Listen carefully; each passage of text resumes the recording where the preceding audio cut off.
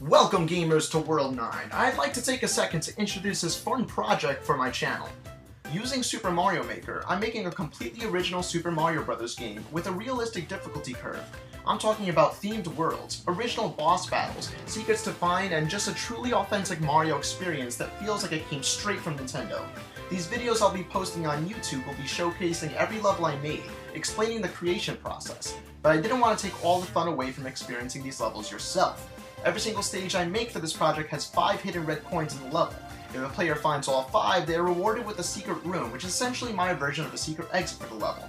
However, these videos I will never show you where all the red coins are. That way you can enjoy this series listening to how these levels were made, but still enjoy challenging yourself to 100% my levels yourself. With that out of the way, I'm proud to introduce World 9 Gaming's original, Super Mario Bros. 4. Alright guys, now we're moving on to level 2 of World 1. I had a lot more fun creating this level. I actually really like what I did with this. Now, I don't know if you know this, but usually what Mario games do is every level has some sort of gimmick or idea or theme that is constantly repeated throughout the level over and over again. It's kind of like, the foundation of that level. And I couldn't really do that with the first level, because the first level, it has to be basic and just teach the player what's going on. But as I get along and get farther in the game, I could start to get more creative with the concept. So you're going to start seeing that in this level. For example, this level's focus is on POW blocks and teaching the player how POW blocks work. Also, if you're any Mario veteran, you know that the second level in a Mario game is always an underground level, so I stuck with that theme as well. So here we go. Now what I did here was, okay, if you're a player and don't know what's going on, eventually you're gonna get this mushroom, and let's just pretend you're just retarded with Mario games. You've never played Mario games. Duh, what do I do? I don't know what to do. Well, eventually, in your frustration, you're gonna eventually hit down while you jump. And you're gonna learn, oh, okay, I can break these bricks. And you're gonna keep trying each row until you find the one that lets you through.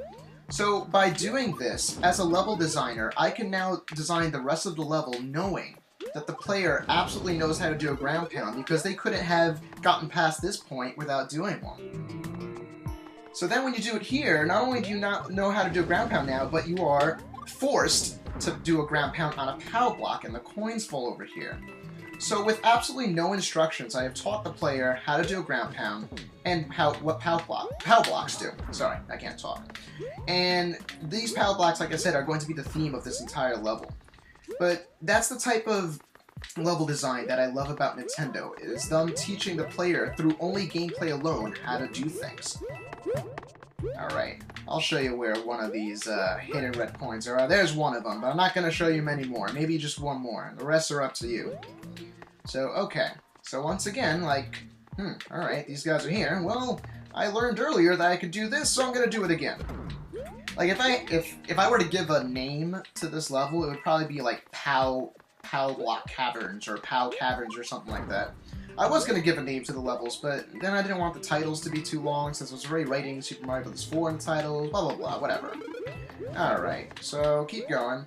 Oh, another POW block, I'll pound this one. Oh, but would you look at that. I think you can infer what we needed that shell for, because now you can't get this, coin. But whatever, that's for you to get when you play this level yourself, obviously. Alright, so moving on. So we get here. And this guy's blocking our way. And he seems to be immune to fire, so you really have no choice but to go to the left. Get out here to the left. Get some coins while we're here. Wonderful. Who doesn't like getting coins with their ass? Okay, clear these guys with that POW block, and we come up here. And what's this pipe do? Alright, okay. So now the player will learn, like, okay, I can carry these. I can pick these up if they're not embedded in the ground like they have been lately.